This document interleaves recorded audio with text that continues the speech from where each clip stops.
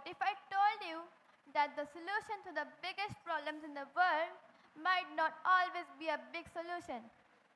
What if a tiny idea, a small change, or a simple habit could create a massive impact?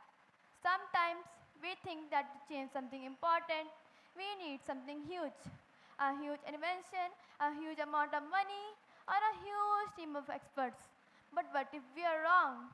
What if the smallest steps are actually the beginning to the biggest changes? Think about a big problem you have faced in life. Maybe it was a difficult subject in school. Maybe it was learning a new skill. Or maybe it was a problem that felt so big you didn't even know where to start.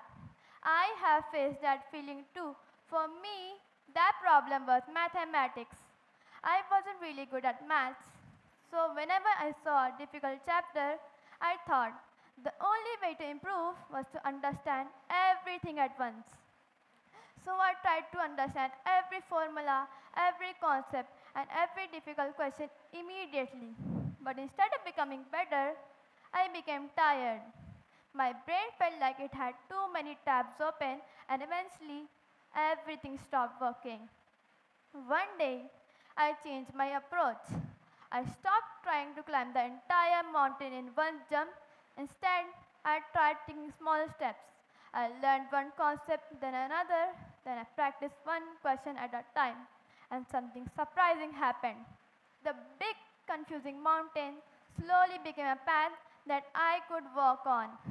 I realized something important. Small improvements repeated every day can solve problems that once seemed impossible. This lesson didn't only help me with maths, it helped me with all my studies, and it helped me understand that progress does not always come from doing something big. Sometimes progress can also come from doing something small consistently. And this brings me to my idea worth spreading. We don't always need big solutions for big problems. Even small innovation can create the biggest changes. Look around us. Many things we use every day started as small ideas. For example, the sticky note was created because scientists were trying to make a very strong glue, but instead they created a weak glue that could be removed and reused. At first, it seemed like a failure, but later the small discovery became something millions of people use around the world. Another example is the idea of drip irrigation.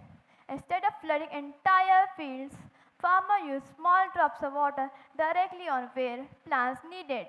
A tiny drop by drop solution helps save huge amounts of water. These examples teach us something important. Great change does not always arrive with a loud sound. Sometimes it begins quietly, sometimes it begins with one small idea. Our brains also work this way.